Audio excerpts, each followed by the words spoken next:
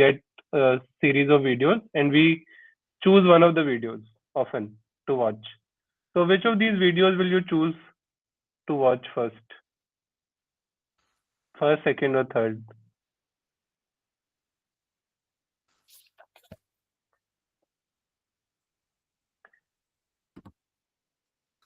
I love Shark Tank, so I'll watch Shark Tank episode. Who, can somebody else also chip in? I Yes, I Bharti would ma'am, you raise your hand. Bharti ma'am, please. I was about to say the same Shark Tank because yes, definitely यार पैसे की जरूरत है सबको. So that's why ना. And that is शादी के बाद this thing. So yes, Shark Tank. Okay, Shark Tank. Okay, anything else? Anybody has a different answer? Yes, Preeti ma'am. Preeti ma'am, please. Yeah, same. I think third option is the same. Even I also want to. eh, A lot of people are also saying two. Okay, a lot of people are saying two. ठीक है. So we have three options. I would typically choose first one because it's a funny kind of a thing. It's Tanmay Bhatt and he's typically quite funny. Shark Tank also is one of the common favorites. Now let's come to the topic of the presentation. Why do questions matter in our classroom? And one of the reasons is that because as humans we don't like to think much. Thinking is a laborious process. So even if you look at the previous slides, the common answers here that I typically get, or like 50-60%, is Shark Tank because we don't have to really apply too much of our mind. The second video, however, is a bit heavy. There is something that like something conceptual in the second video, which is like typically more laborious for sort of thinking. So when we're scrolling on YouTube or Instagram, what I have noticed with myself and many others is that we typically like to choose the ones that are funny or interesting, but the ones which are heavy, we typically like try to do it, like watch it rarely.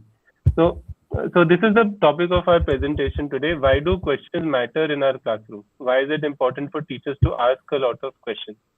And here is, I mean, I'm just going to spend 10 seconds on this because time is limited. This is a little bit about me and my co-founder. We started Open Door and now we have also started a company called Thinking Classroom. And as all of you know, we help teachers with good assessments, we design questions to challenge students and so on. Now, these are the few things that we will cover today. One is thinking important. Second will be how can we make students think. Third is when do we make students think. And fourth, why do we ask questions to students? And five, there are some types of good questions. Okay. Now my first question to everybody is, which is a bigger number between these two numbers? Can somebody like announce it or shout it out? 0.1. 0.1. 1. Okay. First one, 0.1. I think all of you agree on this. So this is not a difficult question. 0.1, I think 99% people say 0.1. While for at least 1 second you may be distracted by the second number, which has more digits in it and it has higher numbers, 8 and 9. But we can surely say 0.1 is higher. Now I'm going to give you one more question. So the question is, a bat and a ball together cost 110. But the bat costs 100 more than the ball. 10 rupees. Now can you tell us how much does the ball cost? 10 rupees. 10 rupees. 10 rupees. 10 Okay. rupees. 10 rupees. Okay, so everybody is saying 10 rupees. Any other answers to this? Yeah, little bit confusing question, sir. 100. Bat and ball. So bat and a ball together cost 110, but the bat costs 100 more than ball. How much does the ball cost?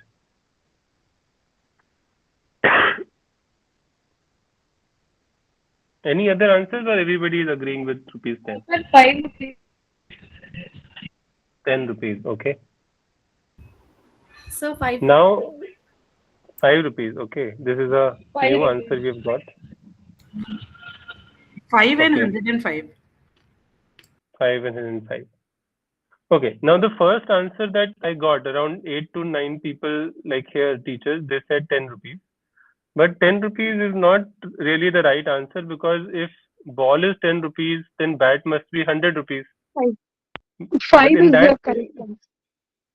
Yeah, so but 10 and 100 is not making sense, because with 10 and 100, the bat is not 100 more than the ball. But if we think a little harder, or we sort of think about it, we will realize that the answer is 5 rupees for ball and the bat is 105. Now, if you see in the previous question, all your first answers were correct, but in the second answer, in the second question, your immediate answers were not correct. The first answers were not correct. Now here, I wanted to show you a difference between two systems of thinking.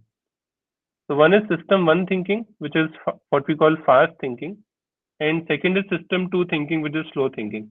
Has anybody here heard about these systems, system 1, system 2 of thinking? Okay, then what I would recommend to you is that you should go through a book called Thinking Fast, Thinking Slow. It was written by a person called Daniel Kahneman, and he had won the Nobel Prize for his work on psychology. So what he said was that we have two systems of thinking broadly. In system 1, we think fast, in a fast way, and this is very important for day-to-day functioning. And system 2 is slow, it is deep. I'll give you an example. Like system 1 thinking would be like brushing your teeth.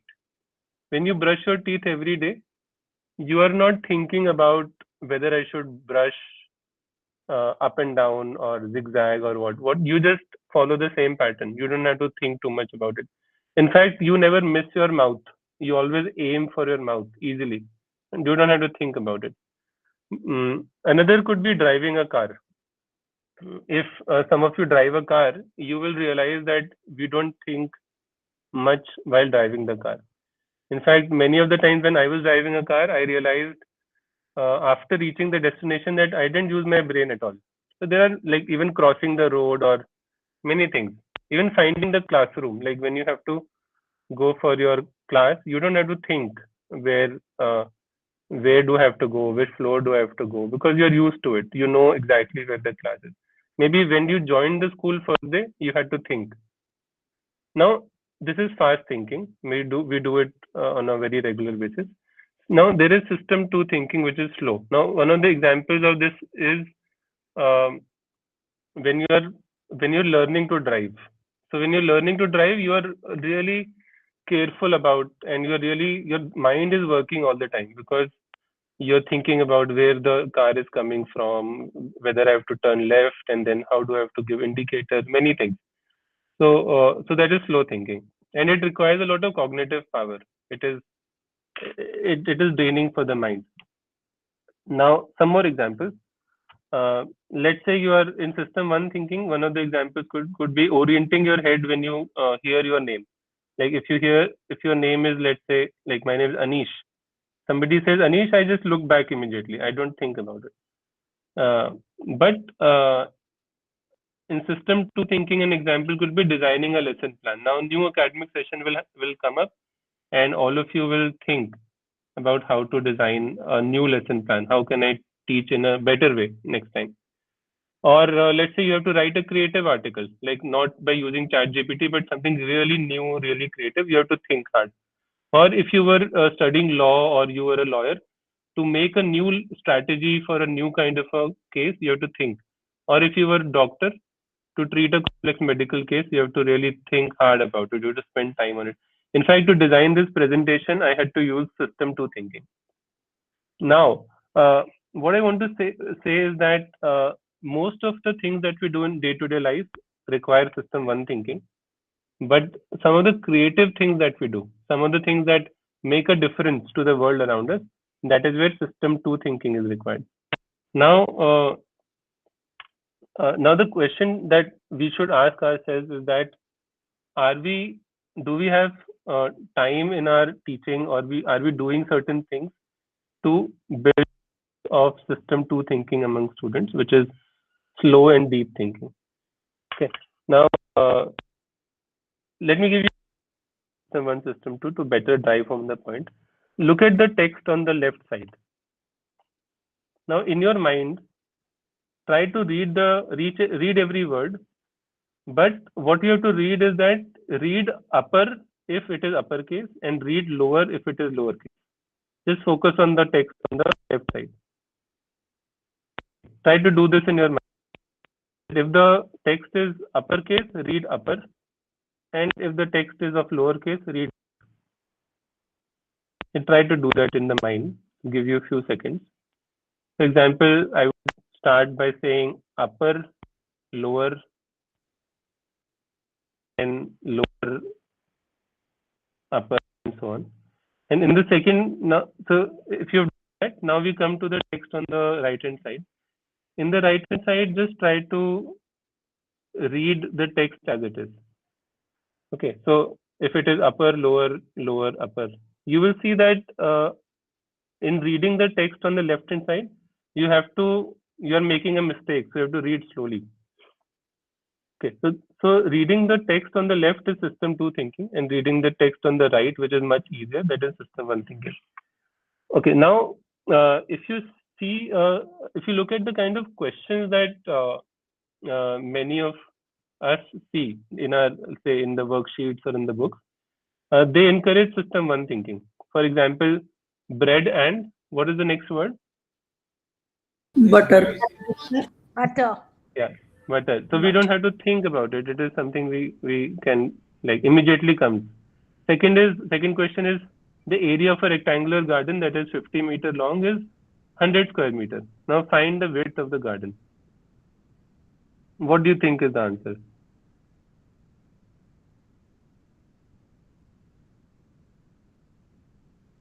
$200. Yeah, actually it is 20 meter. 20 meters. So it is just the multiplication 50 into 20. So this is also not a very difficult question. It's taught. I mean, it is taught in class 5 or 6. Now let's look at the last question. The hotness or coldness of a system is determined by its Temperature.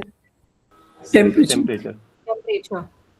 Okay. Now what we will try to do in this presentation is that we'll try to see the difference between system 1 questions, which we just showed you. This is not requiring too much thinking.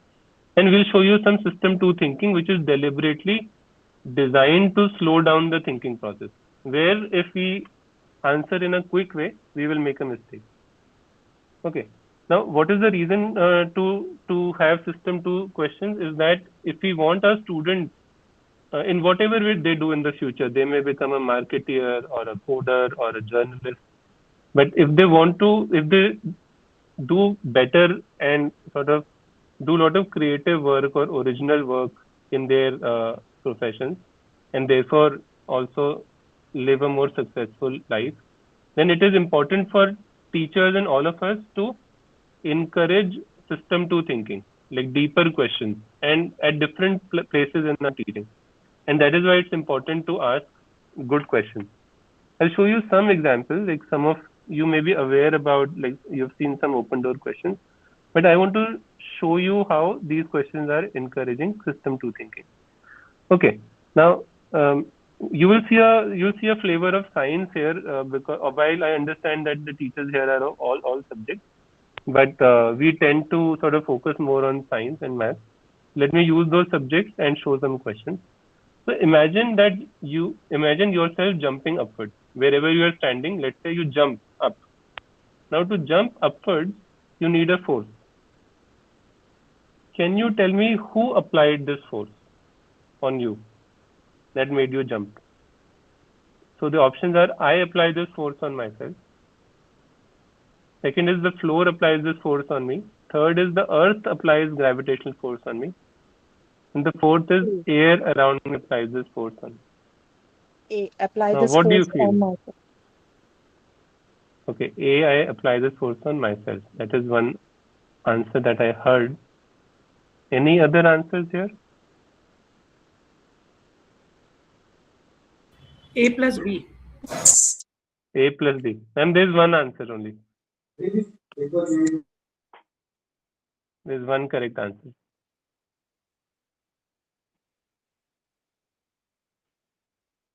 So is it A, B, C, or D? A. Okay, A. I've got two A's.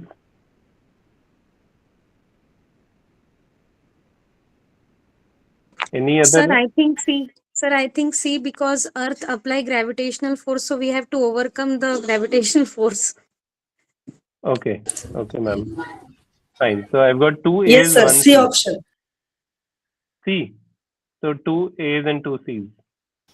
Can I get one or two more? In chat box, most of the teachers are saying B. B. B. Yes. Okay. Any No, other? it is What are C. the other? Okay, we've got A, B, and C. I think we've got all of them. Now the correct answer here is B. Okay, now I'll give you a short explanation and then I will leave it up to you to discuss it later tomorrow. But let's look at option A. Now I apply this force on myself. If you look closely when you're jumping, you are only pushing the floor or the ground. Moving, that's another thing because it is attached to earth and that's a very big object. So certainly I am not pushing myself. I'm only pushing the ground. But when I'm pushing the ground, you will notice that the ground is pushing you up. And you can, if you're jumping, you will notice that there is certain kind of a push that you feel on your feet. So the option B is the correct option. And this question is designed knowing that there are certain interesting mistakes that come out when students answer this question. And the most common answer is A, and C is also very common. Now, here, if you look at option C, Earth applies a gravitational force on me. That is correct. But Earth is pulling us down. Earth is not pushing us up or helping us in jumping in any way. It is the floor that is pushing us up. Okay, so I'm going to show you 3-4 more questions just to show you the system 2 questions. Okay, let's look at this example. Okay, so this is these are 2 glasses of milk shown in the picture. One has froth on its top and the other has no froth. It is without froth. Can you tell which milk will stay warmer for a longer time? Without froth. Without food. Without Okay, froth. Without Okay. having froth. We've got Having without froth. froth. With froth, ma'am? With froth. Okay, I think I heard 1 with froth and 4 without froth. With froth, sir. Okay, I got 2 or 3 with froth. With And, froth. okay, with froth.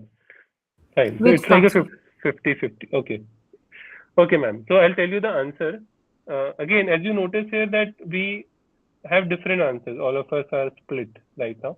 The correct answer is with froth. And what happens here in the way of science is that the air that is trapped within the bubbles of the froth, that air is a poor conductor of heat. So it does not allow the heat from the milk to be conducted outside easily. It is very similar to wearing sweaters in the winters. Like winters are going on right now. All of you must be wearing jackets or sweaters. In that sweater or jacket, you will see that between the wool of the sweater, there is some air that is trapped. And that air prevents your heat from being conducted to the outside. It's a very simple, similar principle. But the idea of showing this question to all of you is to just encourage all the teachers and also to all of you to see the importance of designing questions that drive thinking and that can also induce with some very interesting mistakes. So whether you're teaching English or you're teaching social sciences or you're teaching any other subject like economics and maths and science, certainly in all of these, if you want your students to become thinkers in the future, the time is right now to design good questions. Now it's another sort of a thing, like how do we design good questions? But we should at least first differentiate between straightforward system 1 questions and system 2 questions. Okay, now let's look at 2 more questions. Can can you hear your voice No. when you shout No. on the surface of the moon? No. No. No.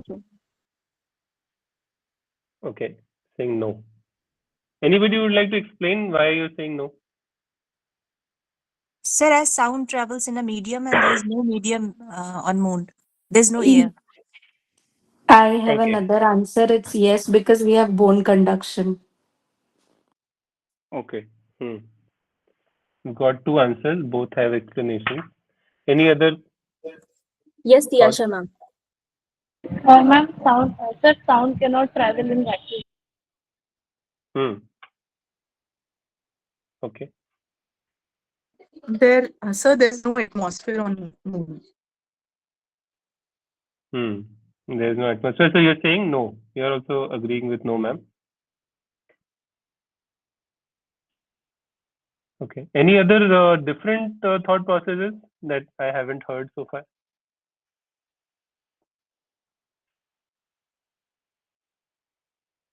I think one of you has said that we can hear ourselves, and about 5 or 6 have said we cannot hear ourselves. Okay. Now, if you look at the difference between all the quick answers that I got, all the quick answers were no, no, no. They're all wrong answers. The correct answer is we can hear ourselves. But for that, we need deep thinking. The question is designed so that the immediate answers are wrong, and everybody who will take time to think, they will find the right answer. What happens here is that it is true that sound requires medium to travel. But if you realize that medium doesn't have to be air, it can be any other medium. It's only medium we are saying. We're not saying that sound requires air to travel. Okay. So we should investigate if there are any other mediums.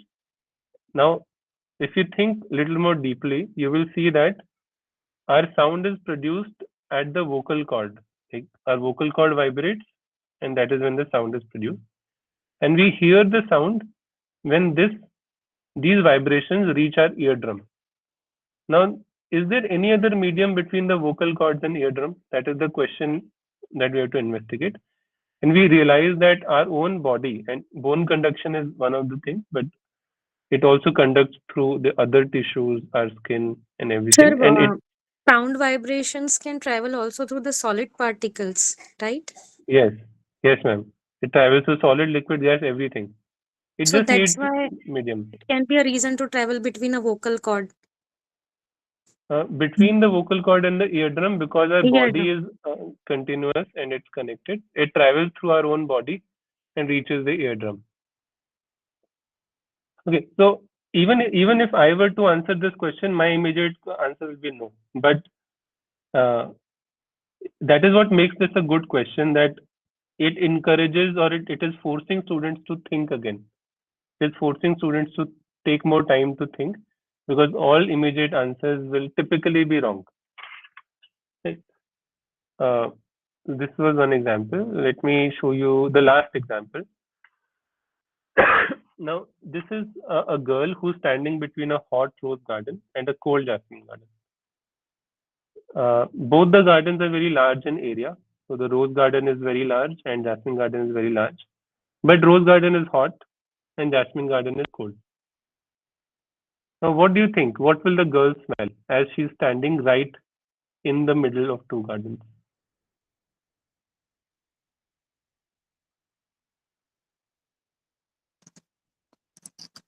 So, a hot rose garden, that will be smelled faster. I would encourage all of you to think deeply this time. Even if you, I'm not telling you the right anything, but I would like to encourage, and I think all of you have seen by now that these questions are forcing us to think. Sir, I think cold jasmine garden, because of the hot air will go up, and being like nearer to the garden, she might get that cold fragrance fast. Okay, I'm hearing you, ma'am. Also, I would love to hear many others and all their thoughts. Rose garden, because it smells a lot, and also because of the hot air, it will reach quickly. But I know you must Okay. be having a different answer. It's I called feel- Not just necessarily. I feel that the air will blow from the cold jasmine garden towards the hot rose garden because of maybe the low pressure area over hot rose garden. Sir, I think heat will Okay. increase the process of diffusion. I think so. Roses will be spelled much better than jasmines. Hmm. Sir मुझे भी लगता है रोज garden का ही होगा, क्योंकि जब हम अगर दूध गर्म करते हैं तो उसकी स्मेल पहले आती है, ठंडे दूध की नहीं आती है। तो शायद मैं Okay. यहाँ कनेक्ट उससे कर रही हूँ, शायद वो आ- होगा। आप कह रहे हो कि हॉट रोज हॉट गार्डन होगा? रोज गार्डन की, यस। ठीक है. Good answers. All of you have given really good answers. Anything else? Any other opinions? Sir, hot rose. Okay, hot rose. I would like to give a different opinion where roses usually don't bloom in hot weather. There must not be much hotness around any rose garden, so that can also be something. Ma'am, here we are like assuming that it may not be summers, but it's that we have kept the garden at a hotter temperature for some time. It's like a artificially created situation. So we are not disputing that it is blooming or not blooming. So that we have to just keep in mind that the rose garden is at a hotter temperature right now, and the jasmine garden is at a colder temperature. Okay, now all of you have thought. Thank you for thinking. Let me come up with the answer here. Some of you said that there will be diffusion because rose garden is hot and that air will spread, and one of you gave the example of kitchen also where the aroma spreads to other rooms. That is true to some extent. There will be some diffusion, but there is going to be one more effect that is going to be much more dominant. Okay, now what is that effect? Let's see closely. So to see that, first thing what will happen is that the hot rose air, the air above that garden is also hot and also lighter. And that light air tends to rise up. It goes up. When it goes up, it leaves behind it a low pressure area. Because that air is gone, and if the air is gone, there is no pressure.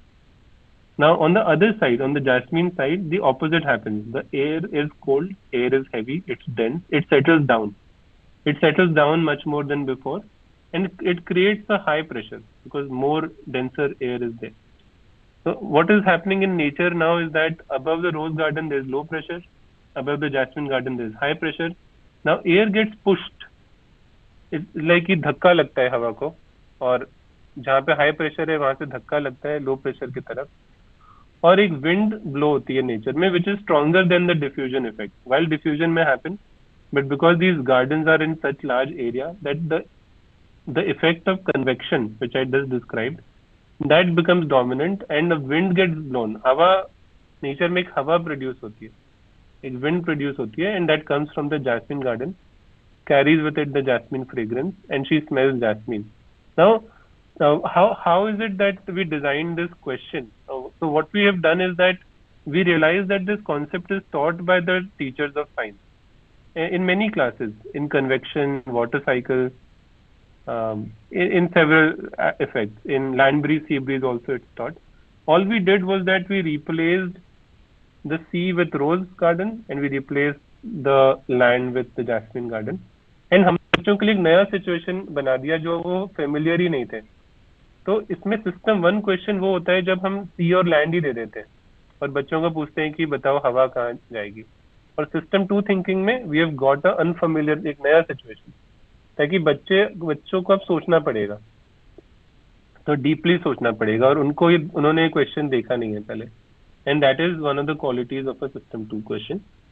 Okay, now we have seen that system 1 questions require little thinking and we almost get the question right, and our books or maybe our worksheets and maybe even internet is full of system 1 thinking, but system 2 thinking questions are necessary and they're like less to be found because they're harder to develop. But do you think like if we ask ourselves, do you think students like to think? Since all of your teachers, I would like to ask you कि बच्चों को सोचना पसंद है और जैसे system 2 question हम अगर पूछें, do students enjoy that? My perspective is, I would say no. Why I will say no? Because I have seen in maths, they don't think. Because if they think, then only they will come to their logic and they will answer, because math is completely logical.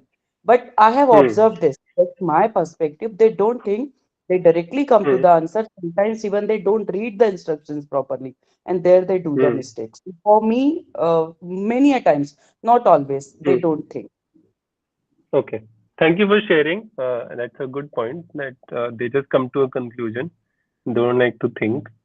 Any other points of view from teachers on this? Sir, I am a biology teacher. Sorry to interrupt. Should I continue? Please, ma'am. Sir, I am a biology teacher, and I think when I connect them to real life, they ask many questions. They have many queries. Because when we relate to them real life applications, they have a wide variety of and different kind of questions. This I feel. Okay. So you're saying that if you connect it with real life, then they still like Yes. they participate. So I would like to say that if we leave students with the right kind of questions, they really like to think, and we do need to give them some space and time. Sometimes what happens that we ask the question and we don't have the time, and so we give the answer also. So asking the right kind of question and giving them some time according to their age is important to make them think about it.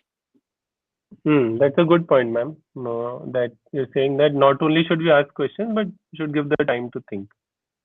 Yeah, I agree with you totally, ma'am. Any other points of view on this? Ma'am raised That's what her the hand. point is. They don't think. Then comes the teacher roles. Ki we make them think. But if it is, do they think? No. But teachers make them think, yes. Mary ma'am, your answer, please. So, may I speak? Yes, ma'am, please. Yes.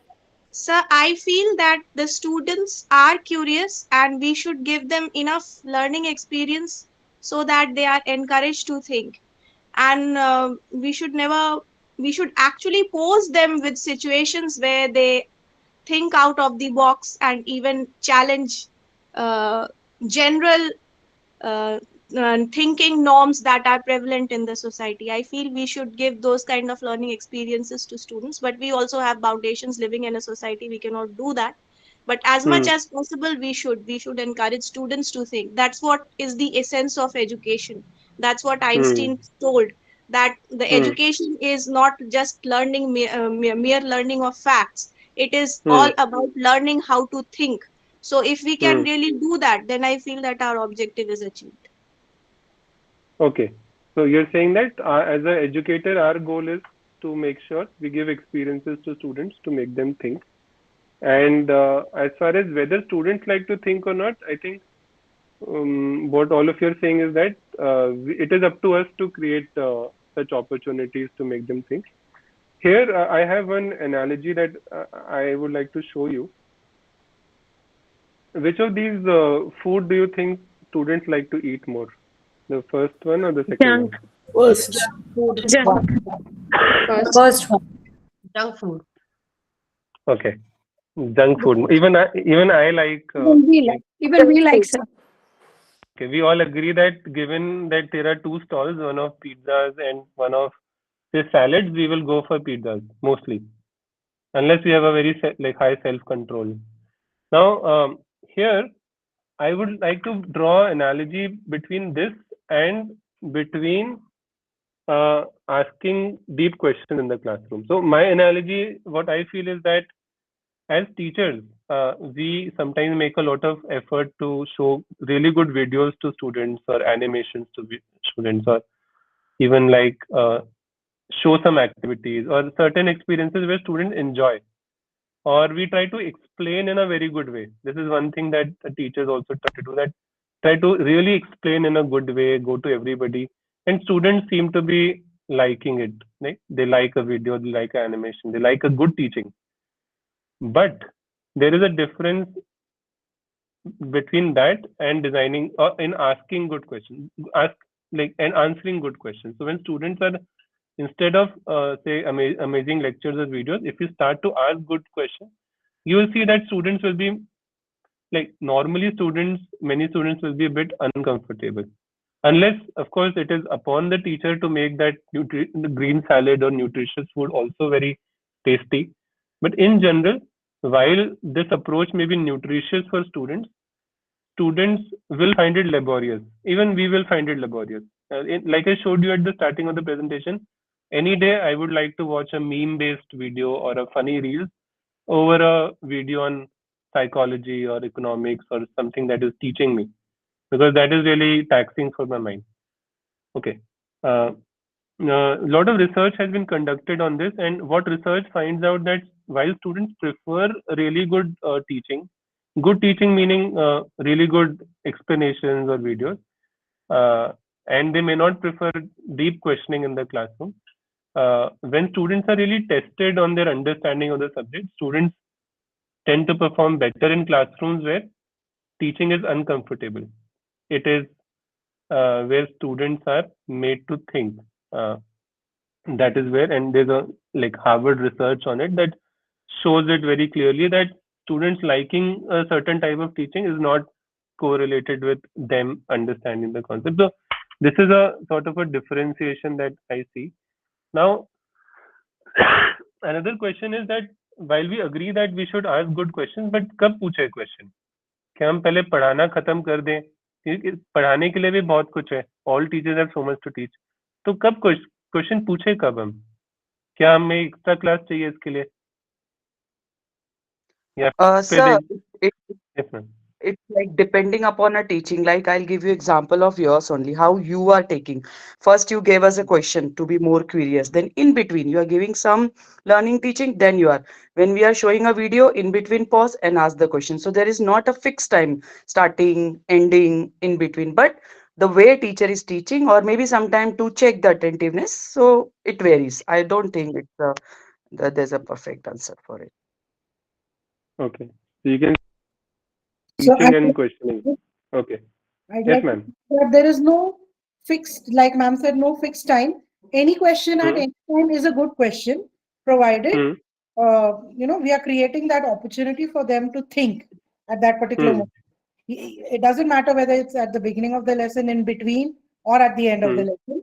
The important thing is that we make them think towards what we are, trying to teach them or make them learn. Okay. Fine. Understood, ma'am. Thank you. Any other opinion? Yes sir. Sir sometimes question ही अगर इतना अच्छा होता है ना कि उसमें आगे के सारे क्वेश्चंस के भी आंसर मिल सकते हैं. And many a times it's a chain of questions. एक क्वेश्चन पूछने के बाद बहुत सारे क्वेश्चंस मन में आते जाते हैं.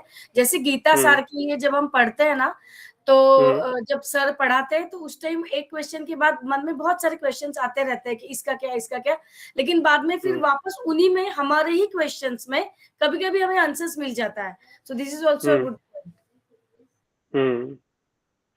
Okay. Fine. Thank you to all of you for sharing those thoughts. Broadly, I would categorize this question, answer in two parts. One is teaching. All of you covered this part कि हम पढ़ाते समय ही question पूछ सकते हैं, maybe to start a topic, in between the topic, after teaching a topic. In fact, lot of good teachers, you will realize a lot of good teaching happens with questions only. In fact, हमारे जो गुरुकुल में जब पढ़ाया जाता था many centuries ago, or even like many thousand years ago, when Socrates and some famous teachers used to teach, they used to teach by questioning. तो वो question पूछते थे और बच्चे खुद ही आंसर करते थे. वही टीचिंग हो जाती थी, क्योंकि उसमें हमें पढ़ाना नहीं पड़ता है, बच्चे खुद सोचते हैं, खुद समझते हैं. So this is something that I think you have covered, that we have to find opportunities during teaching to ask the system two questions. And another obvious point is assessment. पढ़ाने के बाद, even पढ़ाने के बीच में, whenever we are trying to see whether students have understood, it is imperative कि हम अच्छे questions पूछें. और अगर हम अच्छे questions पूछते हैं तो the children are also challenged to think. और अगर हम straightforward question पूछते हैं, then students know that they can just remember the diagram, remember the derivation, remember the paragraph and they can score well. For example, it is a fairly known fact that if we like memorize or really do good practice or good revision or good underlining of the book, everything, we can score very well in board exams. In fact, even when I was studying, I scored very well in my board exam by just memorizing everything.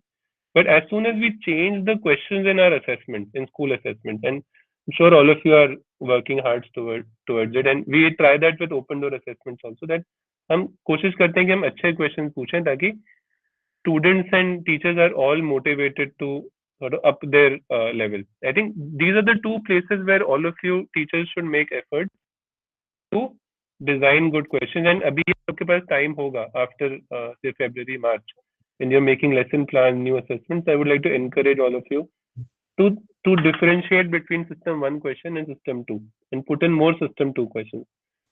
Now, this is something that one of... Sorry yes, for the ma'am. interruption. Aarti ma'am raised her hand. I think she wants to say something. No, I don't want to say anything. When he was asking question, I had a question that we were talking about teachers, how as teachers we can ask question, or what should be the right way of questioning, or what time we should question.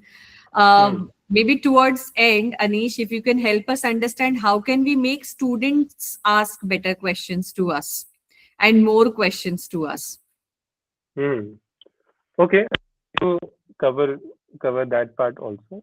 It is actually two-way traffic. One is, of course, which is like I'm covering as a majority in my presentation, that teachers should ask good questions, and then it is also important for students to, because students generally are curious. I'll also cover in the end how we can encourage students to ask good questions. But I would like all of you to look at it as a habit. जो भी आप बच्चों से करवाना चाहते हो वो एक habit की तरह अगर आप देखोगे तो आप build कर सकते हो. जैसे हम जब रोड क्रॉस करना सीखते थे, जब हम छोटे थे, तो हमें पेरेंट्स बोलते थे, टीचर बोलते थे कि left right left, left right left. इतने बार बोला कि हमें याद हो गया. इवन अभी अब हम बड़े हो गए हैं तो हम रोड से पहले लेफ्ट राइट लेफ्ट देखते हैं क्योंकि हैबिट बन गई है. Even brushing of teeth, जैसे हमने एक बार did it like 500 times, then it becomes a habit. So similarly, आप चाहते हो, then you should create sessions, like deliberate sessions in the classroom where encouraging students to, for example, you're teaching, like you have a graph that you're teaching. So after you ask students to read a paragraph and ask them to deliberately ask questions on that. Maybe write down their questions. क्या उनको समझ नहीं आया? And if you do it repeatedly, like as a habit, I mean, if you do it like 100 times, 200 times throughout, you will see that it can become a habit. But yeah, and the other thing is that we ask questions when we think that we don't know. So we should also create opportunities in the classroom where teachers make students realize कि उनको अभी नहीं आता है. And that comes from the teachers asking questions. The teachers, when they ask good questions to students they become in a state of doubt a lot of times. Students को लगता है कि हाँ कि मैंने question गलत आंसर करा है, maybe I don't know. And they realize that there is more depth to learning. And that also, I would say, it builds something called meta students. They constantly learn to doubt their understanding or evaluate their understanding. That is also one of the techniques, ma'am, to have students ask more questions. So I think while I'm covering in this presentation, my main part is for teachers to ask good questions. This will also build metacognition in students, and that will also encourage students to be in a state of doubt, and that will make them like at least have some questions in their mind. Okay, now while like coming back to the point about teacher asking questions, one of the very important elements, and one of you covered this, you pointed out, is that teachers should give time after asking a question. A lot of times we ask a question and we don't wait too much So wait time is the time between completing a question and before the answer is revealed in a classroom. Normally हम wait time enough नहीं देते हैं बच्चों को.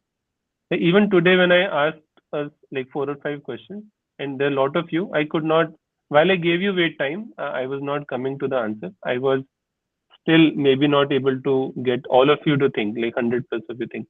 But do you know how much time teachers normally give to students to think? कोई आप इस पे guess करोगे? क्योंकि a lot of research has happened on this. कि teachers कितना time देते हैं? Sir, I think not more than 5 seconds. Not more than 5 seconds. Any other answers? In the chat box, teachers are writing 12 to 15, 10 to 20, 30 seconds to 45 seconds. Depends on the question. Okay.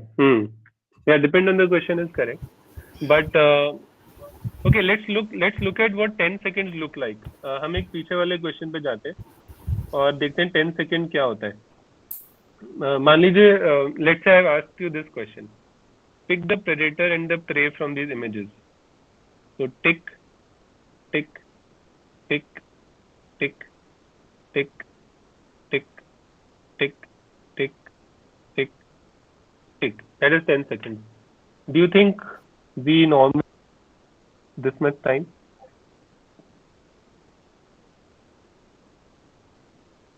Okay, I don't know the correct answer for all of you, but I'll tell you what the research says. So एक इस पे research हुई थी 1970s में by a researcher called Mary Bedrow, and she did this among like university teachers and students, and she found out in her research that teachers at that research gave less than 1 second every time. Now what that meant was that teacher ने question पूछा और class में या तो किसी बच्चे ने reveal कर दिया या टीचर ने रिवील कर दिया. तो क्वेश्चन पूछा और the opportunity of thinking is wasted. जैसे even today when I was asking questions, I was allowing teachers to announce the answers, but I was not telling you whether you're right or wrong. And all of you were in a state of doubt. आप सही भी कह रहे answer choose कर रहे थे तब भी मैं नहीं बोल रहा था कि you're right or wrong, and आप गलत भी कह रहे थे तब भी मैं नहीं कह रहा था. So one of the like some of the simple tricks to give more wait time is, one of the things you can do is for students to write down the answers and not reveal the answer. But if they're revealing the answer, don't tell them whether they're right or wrong. Just keep saying, think about it. Are you sure? Let me take another answer. And if we start curtailing the wait time, if we start telling or announcing the answer, then most of the class will stop thinking. And that is what it happens normally, that in the state of hurry, सिर्फ class में 5-10 बच्चे ही सोचने की habit develop करते हैं. The rest of them give up on thinking. उनको लगता है कि they will take more time and there is no use, and they then sort of laugh. So I would encourage all of you to think about it, and when you ask good questions, give more wait time deliberately, and this is a very simple way to improve or amplify your teaching. So 2 important aspects of making your teaching effective. One, ask deep questions जिसमें the first answers are wrong, but once you think deeply, you get it right, and then that demands more wait time. Okay. Another way I would like to summarize and say this is that it took Isaac Newton about 20 years to make his laws. But in our classrooms and in most of our sort of schools, we spend 5 to 7 periods in teaching Newton's laws. That is very strange because Newton himself didn't understand his laws. He himself made so many mistakes. It is impossible for students to understand in 5 periods.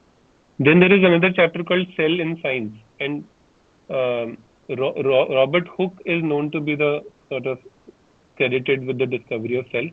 But even Robert Hooke in his entire lifetime never understood what a cell is. What he was observing was a cork of a bottle, and those were dead cells. He never really saw what a cell is. It took his entire decades, and again the topic of cell is taught in 5 to 10 periods. So what I'm trying to say is that it requires more time to understand deeper concepts. So I would like to encourage teachers to give more time and involve more questions. during teaching. Okay. Now, I just want to make everybody reflect a little bit. I have 8 more minutes, but can you summarize, some of you, why do you think good questions matter in your classroom? Love to hear some of the thoughts. You can type in the chat or you can announce it. I would like to say something, sir. Sure. Hello. Yeah. I feel that good questions not only improve the teaching learning process, but it also gives an insight from the, far and beyond the topic, actually. It gives a more vast, discussion on the topic, and it may lead to something that the students of that sometimes happen, that they don't actually get themselves confined to that particular place, but lot many discussions and lot many new things have been discussed. So good question leads to that. Sure, ma'am. Yeah, I agree with you that it opens up a discussion, and a good question by a teacher or a student can take the topic much more deeper and wider. Any other thoughts on this Yes, question? I would like to. Yes, ma'am. Anybody? Yes, Bhavna ma'am, please go ahead. Okay, sir. Many a times it happens कि we are getting something new perspective from the students as well, and we learn from themselves when the questions comes from their side. तो ऐसा होता है many a times कि उनसे हमें कुछ नया perspective मिलता है जो हमने कभी सोचा नहीं होता है. So it matters a lot. I would say that ownership of learning happens really when we encourage questioning in class. So students may ask sometimes things that they might have not understood, and if, for an example, it came up from a discussion from the students, so they also understand that some of them could understand, and they also can try to understand certain things with more attention. Yeah, I would say that in a classroom there has to be a sense where the teacher should not be the one who should be knowing everything, or teacher should not show herself to be the one knowing everything. And there should be a class where... Yes, Anish, what should be a parameter for a teacher to reflect that did I ask a good question? And same for children. How can a teacher analyze that are my children asking good questions? Okay, so as far as the teacher is concerned, there are I can give you 4 parameters that we use to classify if it is a good question or not, and then I'll come to the student part. So from a teacher part, if it satisfies one of these 4 types, the first type is a misconception question. It means a question that induces a common wrong answer. And here the premise is, ma'am, that whatever humanity knows today has been understood after a lot of wrong answers, a lot of thinking. जैसे it took people 2000 years to understand what is force.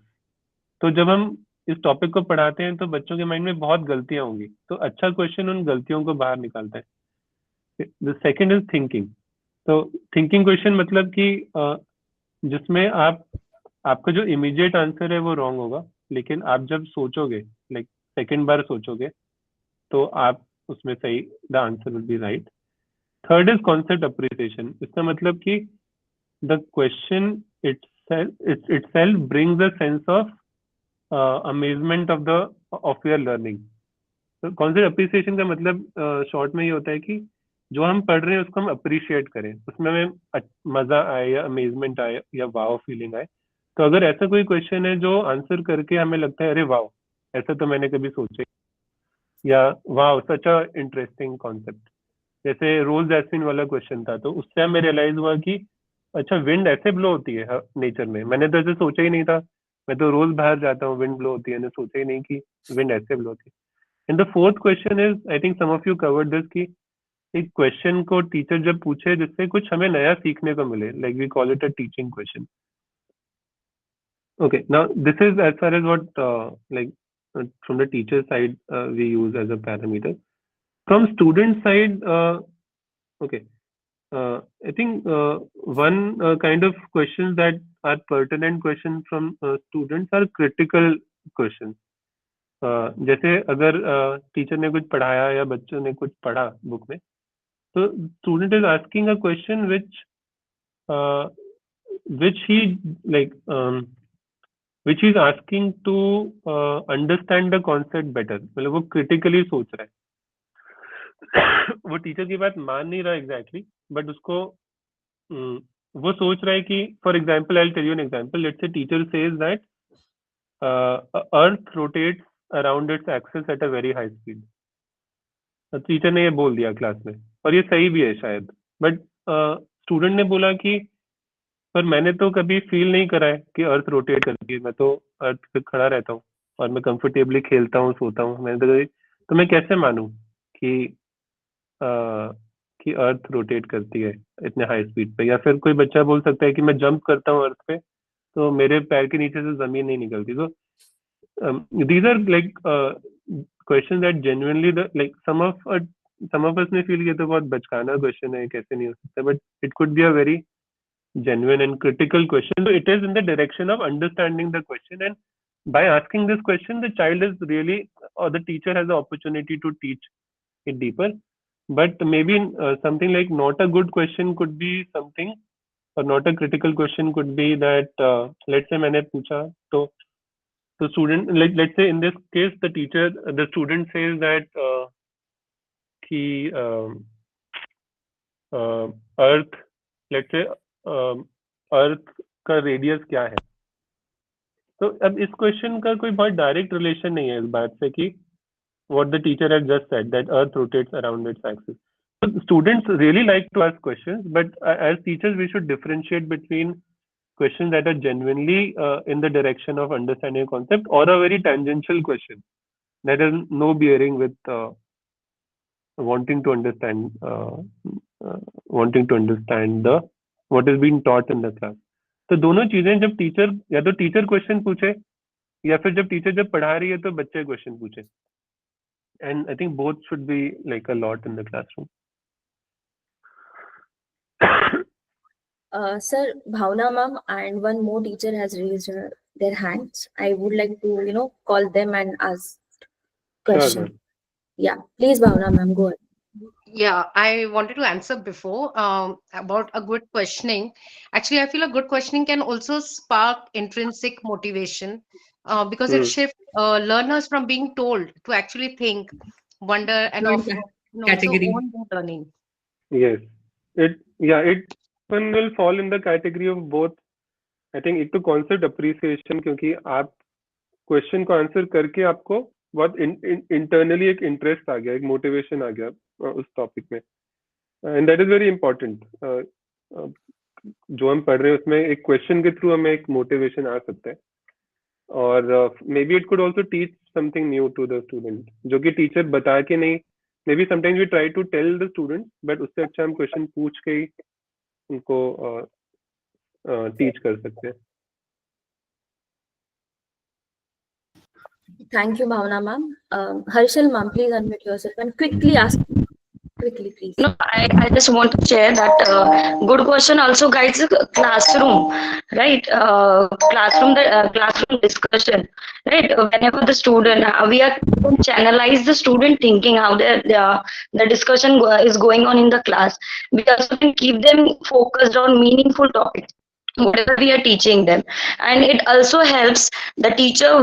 The teacher can identify any gaps in the knowledge, or whatever we give some attention, specific attention to the students. It also helps them.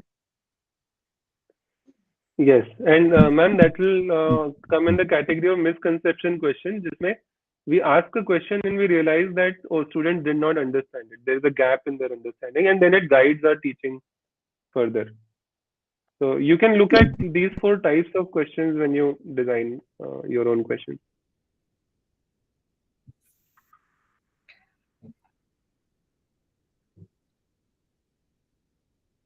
Any other points that you would like to share?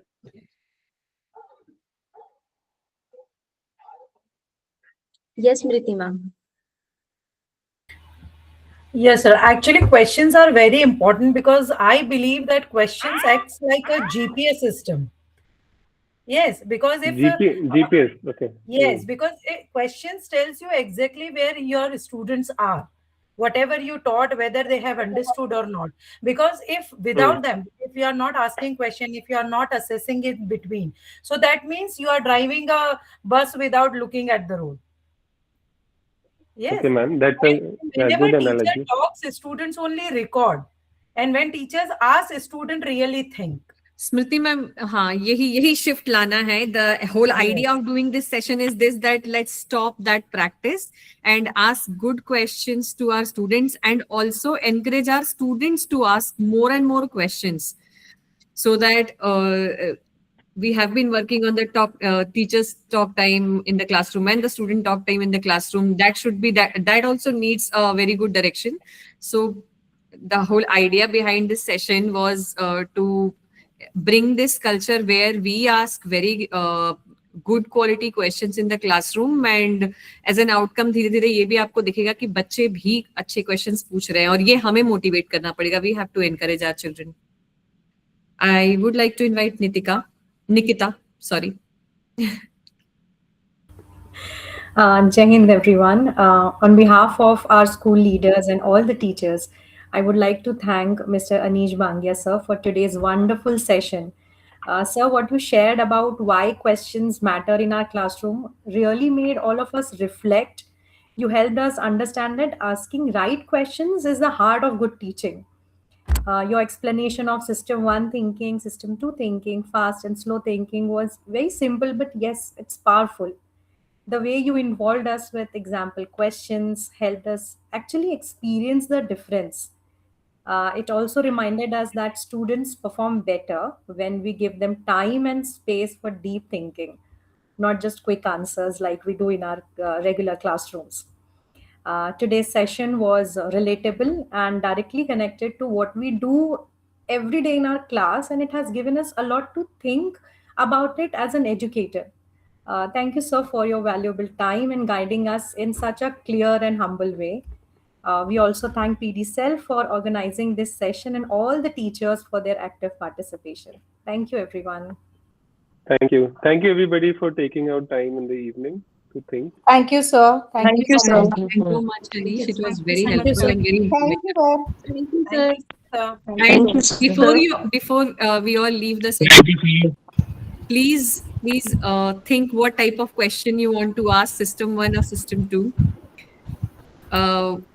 Which direction and which type of question you want to promote in your classroom. Thank you so much for joining. Thank you. Thank you, ma'am. Thank you, Anish. Thank you. Thank you, Aarti ma'am, Anish sir, wonderful. Thank you so much. Thank you, ma'am. Thank you, ma'am. Just feedback form link is here in the chat box. Please give your feedback to us. Those who are on mobile, you will not be able to open it.